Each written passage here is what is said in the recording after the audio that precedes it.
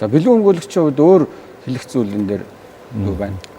Яг нь сүүлийн үед орон сууцыг тойроод нийтлэг гарч байгаа асуудал гэх юм бол худалдаа авах гэрээнд дээрч тэр захиалгын гэрээнд дээрч тэр давхурдал болон доголдлын асуудал бол маш их байна. Өөрөөр хэлэх юм бол нэг орон сууцыг хоёр иргэн зэрэг зарж байна. Өөрөөр хэлбэл одоо нэг талхыг хоёр хүнд аль альнаас нь бүтэн талхны мөнгө аваад тэгээд аль алинд нь өгнөө талхыг барьж өгнөө л гэдэг.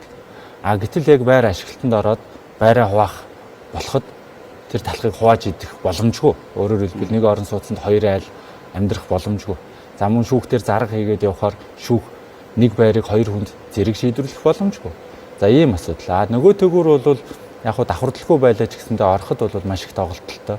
Хажуу айлын дуу чимээ маш их сонсогддог.